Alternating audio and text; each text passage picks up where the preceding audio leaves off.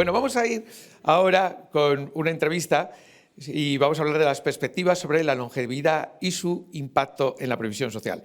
Os pido un fortísimo aplauso. Aquí son dos. Os pido un aplauso para Belén Blanco, CEO BBVA Asset Management. Por favor, Belén.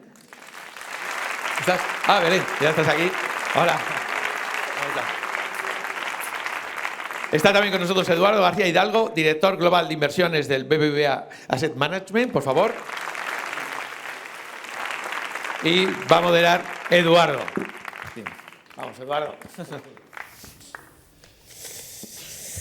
Venga, que vamos justitos de tiempo, así que nos metemos directamente en materia. Bueno, antes de empezar, gracias a los dos por prestaros a la entrevista. Esto no es común, pero vamos, yo creo que la gente seguro que aprecia el que seáis vosotros los que intervengáis y los que nos deis vuestra opinión. El tema ya lo sabéis, no os va a sorprender, es la longevidad, lo pone en la agenda, así que no, lo del sueldo lo dejamos para el final. Y yo, para hablar de longevidad, la verdad es que me he documentado. He ido a las fuentes más cercanas y baratas, a las más cercanas, que son mis hijos. Lo de barato lo dejo para otro momento. Y les he preguntado, tengo 3 hijos, les he preguntado a cada uno de ellos qué le parecía la longevidad, ¿no? Que me dijeran una palabra, ¿no? Entonces, cuando fui al mayor, como está en rebeldía con todo, pues me dijo, viejo. Cuando fui al segundo, como todavía tiene cierta dependencia de sus padres y algo de ternura, pues dijo abuelo, ¿no? Y cuando fui al pequeño, pues me dijo, pues algo que dura mucho, que yo creo que estaba pensando en la PlayStation, pero vamos. Lo que está claro, y es el aprendizaje de esa documentación, es que dependiendo de a quién le preguntes por la longevidad, pues le añade su pequeño matiz, ¿no? Y entonces aquí la gracia está en que vosotros, como consejera delegada de una entidad gestora que gestiona 100.000 millones de patrimonio, y como director global de inversiones de esa gestora, pues le contéis a la audiencia que si yo os digo longevidad, ¿qué es lo que os viene a la cabeza, ¿no? Si quieres, Belén, empiezas tú. Venga, bueno, buenos días a todos. Un placer estar hoy aquí. A ver, para mí la longevidad es una extraordinaria noticia, porque significa que tú y que todos los que estamos hoy aquí, pues tenemos ahora una esperanza de vida muy superior a la que teníamos cuando nacimos. Y cada día que pasa, pues se añaden unos minutos a esa vida media esperada. Y eso, pues, es muy buena noticia. Aunque también entiendo que todos los que estamos aquí, pues nos gustaría vivir esos años de más con el mismo nivel de vida que tenemos ahora, o al menos con un nivel de vida suficientemente digno. Y para eso, pues necesitamos llegar a la jubilación con ahorro. Sobre todo teniendo en cuenta, pues como comentabas tú en el inicio de la charla, ¿no? Pues el estado en el que están las arcas públicas y la previsión social estatal. Si en el momento de la jubilación necesitamos tener más ahorros de los que teníamos antes, en realidad solamente hay 3 vías para hacerlo. O empezamos a ahorrar antes, o ahorramos más cada año, o conseguimos que nuestro empleador nos aporte más cada año, o necesariamente la distribución de activos que tenemos que tener a lo largo de ese periodo es distinto. Seguramente tenemos que asumir más riesgo porque necesitamos que en el momento de la jubilación nuestros ahorros hayan crecido más. Y esto en el periodo de acumulación, pero en el periodo de desacumulación pasa un poco lo mismo. Si yo cuando me jubile tengo por delante una expectativa de vida de 10, 15 años, pues quizás puedo permitirme rescatar ese dinero en forma de capital. Pero si tengo por delante 20 o 25 años, pues probablemente pueda rescatar parte, pero otra parte la tenga que dejar invertida para que siga creciendo. Con lo cual yo diría que la longevidad es una muy buena noticia, pero siempre que vaya acompañada de planificación y asesoramiento. ¿Por qué? Pues porque cambia el horizonte temporal de nuestras inversiones y, por tanto, pues las trayectorias de nuestras inversiones también tienen que ir cambiando. Eduardo, ¿en tu caso? Bueno, yo creo que un poco hilando con donde terminaba Belén, yo creo que es cierto que para nosotros como gestores de activos o como inversores profesionales, pues la longevidad supone un reto. Matemáticamente, si vamos a vivir más años en la etapa de jubilación, vamos a necesitar tener pues más dinero disponible para hacer esto, y eso forzosamente tiene una serie de implicaciones.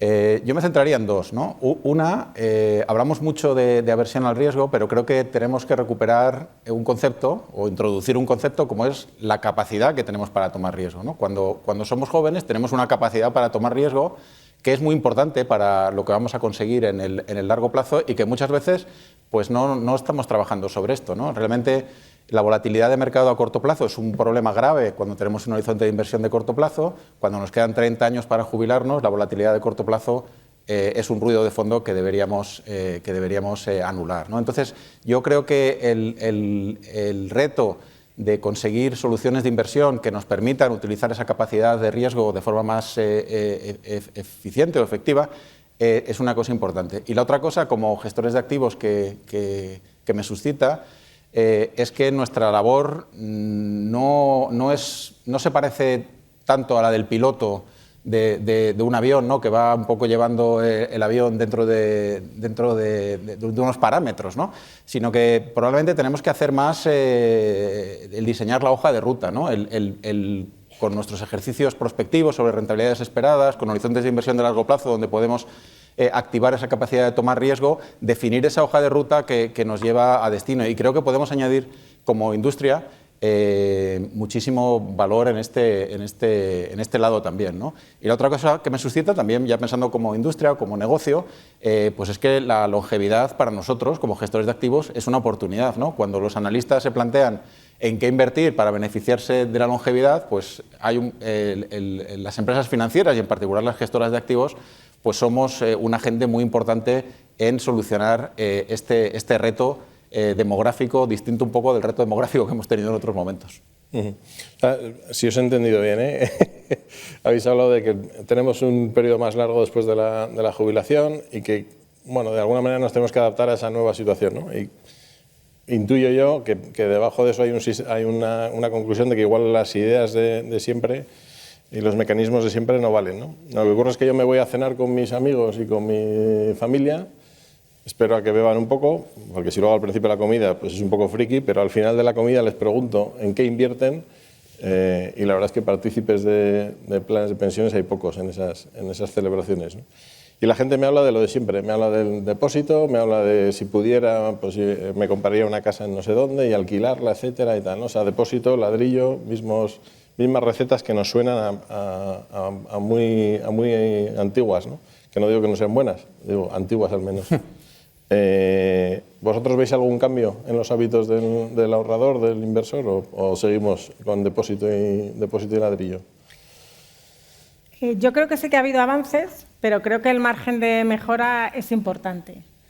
Si miras, antes hablábamos cualitativo, cuantitativo, te voy a empezar un poco por lo cuantitativo, ¿no? Si vemos pues qué es lo que está sucediendo, por ejemplo, con los fondos de inversión o con las carteras de gestión discrecional, pues estamos en récords históricos de patrimonio, ¿no? Hay ya más de 600.000 millones de activos bajo gestión en la industria española y además con aportaciones muy relevantes a lo largo del año, ¿no? Pues este año, por ejemplo, en fondos de inversión llevamos una aportación de 25.000 millones a septiembre, ¿no? Que es una cifra relevante. Sin embargo, y esto significa para mí, sin duda, o sea, la lectura es que nuestros partícipes o nuestros inversores sí que están valorando muchas de las cosas que estamos poniendo en nuestras soluciones de inversión, pues la diversificación, la gestión profesionalizada, la visión a largo plazo, la gestión activa.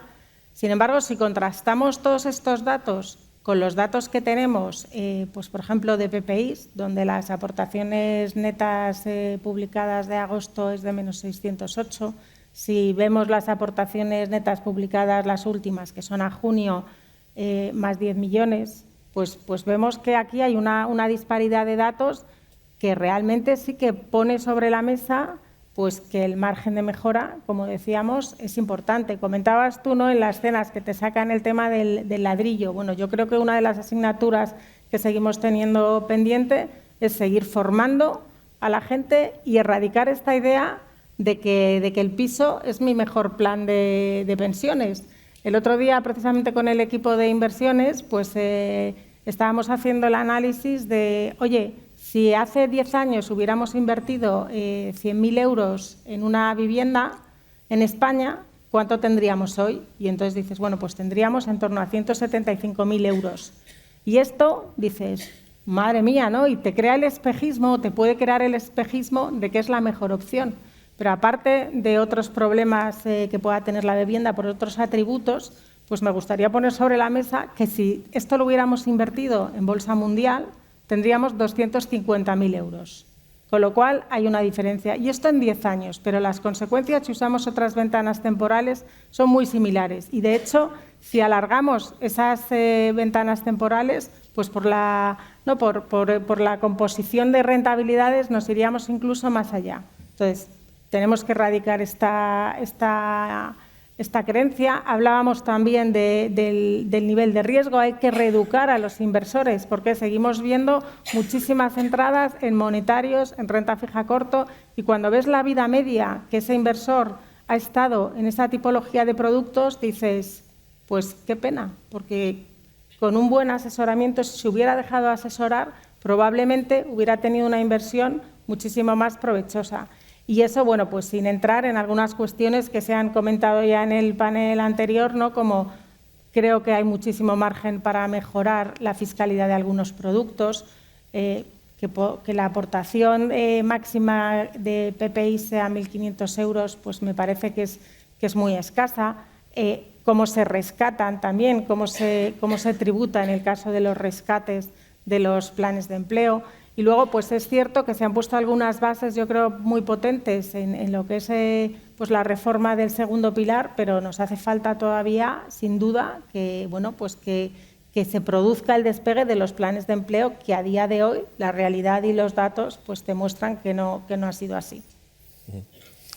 Sí, yo creo que es muy importante desmontar el paradigma este de que la vivienda es mejor plan de pensiones, ¿no? Esto le puede haber salido bien a una generación, pero no es un modelo estructuralmente sostenible para construir nuestra situación patrimonial en el momento que abordamos la jubilación, ¿no?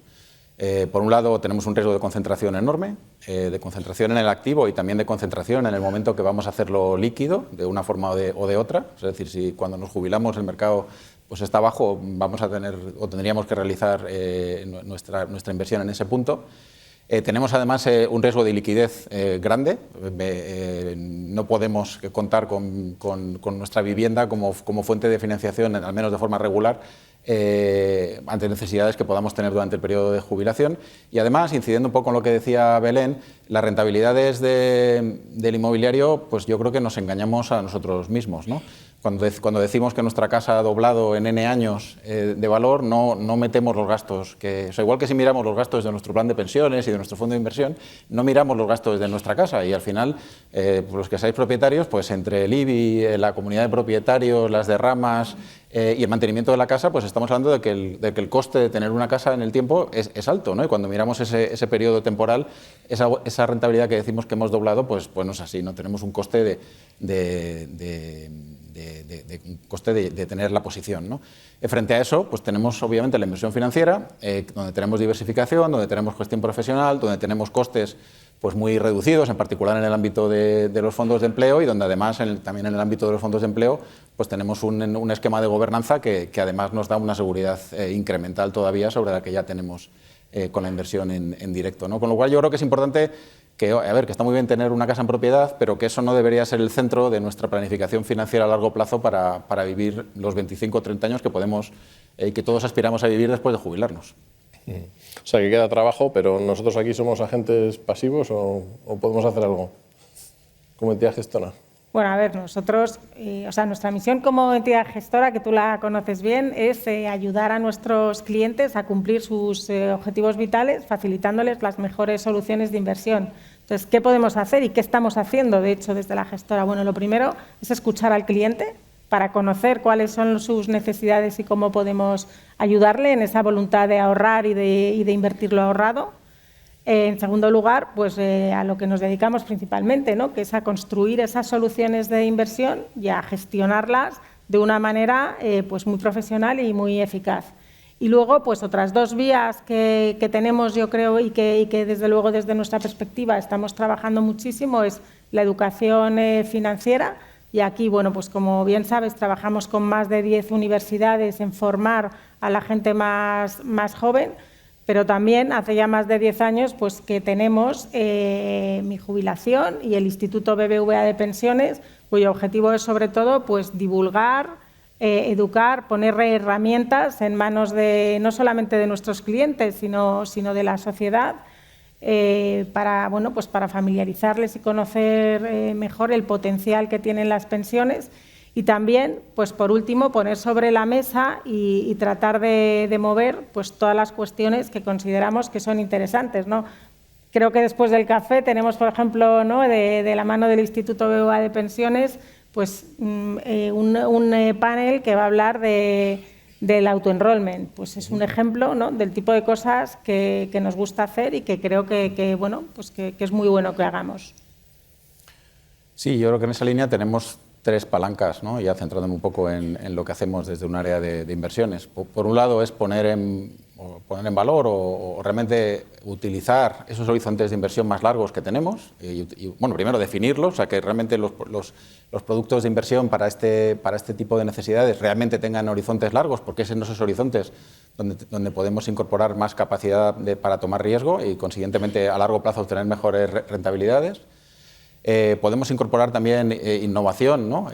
Pues el caso más claro probablemente son los ciclos de vida, ¿no? O sea, yo creo que el producto ciclo de vida que nos permite ir acomodando el porcentaje de riesgo en función de la edad del inversor, pues también permite que en media tengamos más riesgo del que tendríamos en una solución convencional y consiguientemente que nos alineemos mejor con esa capacidad para tomar riesgo que realmente tenemos, aunque quizá nos cueste emplearla, ¿no? Y en esa línea, la tercera palanca pues, es utilizar lo que sabemos, ¿no? por economía conductual o por finanzas conductuales y también evitar pues malas decisiones en el caso de rebalanceos de cartera innecesarios, etcétera, etcétera. Otra vez, el ciclo de vida nos ayuda con esto y con otras cosas como los empujoncitos que podemos dar con cosas como el auto-enrollment del que se va a hablar después.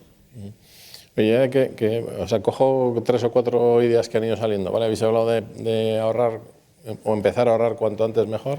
Ahora has hablado de economía conductual, hemos hablado de perfiles de riesgo, de poner ideas encima de la mesa. La verdad es que no sé si saldrá luego o no, pero cuando hablábamos antes, hacíamos repaso de los países europeos, hablábamos de distintas iniciativas y quizá por curiosa, a mí me gustaría que me comentarais, pero desde un punto de vista financiero, ¿vale? Me olvido de si esto cuesta mucho, cuesta poco, de cualquier consideración política. La iniciativa que se ha puesto en marcha en Alemania de aquellos padres que lo soliciten para sus hijos, que se dote un fondo en el cual se van aportando 10 euros mensuales a los niños entre 6 y 17 años, que ese dinero vaya destinado únicamente para la jubilación y que a partir de los 18 años esos niños adolescentes que han ido acumulando un capital puedan además hacer aportaciones voluntarias, ¿no? A ver, yo creo que luego hablamos un poco del efecto material de eso, ¿no? Pero desde un punto de vista educativo o divulgativo, yo creo que es una iniciativa, a mí me parece brillante, ¿no? O sea, todos probablemente conocemos la famosa cita de Einstein, ¿no? De que la fuerza mayor del universo es el interés compuesto, pero realmente no lo creemos. Y yo creo que dar la oportunidad a toda una generación o a varias generaciones de ver el interés compuesto en acción, que es lo que supone poder invertir con 6 años en renta variable y un horizonte de 60 años, yo creo que al margen de que eso generará retorno a largo plazo, pues es relevante, ¿no? Porque el interés compuesto a largo plazo es una cosa que cuesta creer, ¿no? Cuando haces los números y tal, pues no. Pero, por ejemplo, o sea, los 120 euros que le van a meter al niño de 6 años, si se jubila con 67 y con una rentabilidad del 5%, que la bolsa ha dado un 5% real, o sea que realmente la bolsa en periodos largos da un 7,5%, eso multiplica por 20. Entonces, ese es el orden de magnitud de lo que estamos hablando cuando hablamos de esos horizontes. Y evidentemente el horizonte de 60 años no es el natural, pero mucha gente empieza a invertir con 30 años. Y es mucho más importante que empecemos a invertir pronto que la cantidad con la que empezamos a invertir. A mí me parece una iniciativa brillante. Creo que cuando esos niños lleguen a los 18 años y vean lo que tienen en comparación con lo que han aportado, pues tendrán una base sobre la que construir pues un hábito de ahorro que más fácil que pensar que el interés compuesto y todas esas cosas son una leyenda urbana, que yo creo que hay mucha gente que lo sigue pensando. Y a mí la verdad es que me gusta mucho por innovadora, porque generalmente cuando educamos a los niños les educamos en el ahorro, ¿no? En meter su dinerito en el cerdito o en el bote, que luego rompes y obtienes el mismo dinero. Y a mí me parece que socialmente y personalmente es mucho más responsable educar a la gente en la inversión. Por supuesto, tiene el tema de la rentabilidad compuesta que comentaba Eduardo, pero yo creo que tiene otras ventajas, ¿no? Generalmente, pues todos tenemos una autoconfianza muy grande, el sesgo psicológico de la autoconfianza de yo sé cuándo voy a invertir y cuando invierto, ¡boom!, voy con todo el dinero. Yo creo que educarles en que realmente hay que invertir de manera sistemática, poco a poco y haciendo contribuciones a lo largo de toda tu vida es muchísimo mejor. Y luego cuando tienes una cantidad acumulada y una disciplina y una sistemática de ahorro, continuar haciéndolo es mucho más fácil. Entonces, a mí me parece que está muy bien. Además, por lo que he leído, precisamente eso, van a invertir en renta variable, lo cual también le estás educando a que con un horizonte temporal más largo, la posibilidad de asumir riesgo que comentaba antes Eduardo es mejor, con lo cual a mí me parece que está muy bien tirado. Interesantes. Termino ya, ¿vale? Pero ¿jugamos a adivinos? ¿O jugáis? Yo no voy a jugar a nada. ¿Por dónde creéis que va a ir el futuro? Y aquí podéis elegir la industria, las soluciones, la planificación, lo que queráis, en sentido amplio. ¿Por dónde van a ir las cosas? Bueno, pues empiezo si quieres yo. Yo creo que vamos a ver innovación. Antes se ha hablado mucho del foco que se está poniendo desde Europa pues en la cuenta de ahorro-inversión, en el ahorro a largo plazo. Yo creo que vamos a ver algunas modificaciones legislativas, espero que también fiscales, que empujen en ese sentido. Y luego yo creo que vamos a seguir viendo innovación desde el punto de vista operativo, sin duda, con todo el tema de la tokenización, etcétera, que ya sabéis que a mí me gusta bastante. Y desde el punto de vista de las soluciones de inversión, yo creo que vamos a ver innovación, sobre todo en la fase de desacumulación, donde, como comentábamos antes, pues hoy prácticamente todos los partícipes rescatan el capital y donde yo creo que con periodos de un horizonte temporal en la inversión más largo, pues necesariamente vas a tener que rescatar al menos una gran parte vía rentas, ¿no? Entonces, ahora es verdad que tienes una facilidad o una exención muy importante para mayores de 65 años en rentas vitalicias. Hemos visto también cómo el País Vasco pues, ha hecho modificaciones legislativas para poner foco y favorecer esta oportunidad de recuperar por rentas. Y yo creo que vamos a ver eso, muchos productos pues que te ayuden a que tus ahorros crezcan al mismo tiempo que recuperas o incluso que puedan conjugar fase de acumulación y de desinversión en el mismo producto. Sí, muy de acuerdo. En el tema de fase de desinversión es que el paradigma ha cambiado, ¿no? Si nos jubilamos con 66 años y tenemos un horizonte de 20 y tantos años después, lo que necesitamos en ese punto es diferente de lo que probablemente nos planteábamos que necesitábamos hace 10 años y necesita soluciones nuevas y yo creo que los parámetros para hacerlas están ahí, pero es un reto y sobre todo tiene también el componente fiscal y una serie de cosas que resolver, ¿no? En la fase de inversión, en la fase de acumulación, lo comentaba antes, ¿no? Yo creo que el ciclo de vida en sus diferentes sabores y formatos, yo creo que es necesario como concepto porque nos permite en general volar el avión más alto, ¿no? Volar el avión con niveles de riesgo más alineados con nuestra capacidad para tomar riesgo, quizá, y ahí volvemos a la educación financiera, quizá desalineados con nuestra aversión natural al riesgo, pero alineados con nuestra capacidad, y tenemos que volar el avión más cerca de nuestra capacidad de tomar riesgo que cerca de nuestra aversión cuando tenemos 30 años. Cuando tenemos los que tenemos tú o yo, quizá ya menos.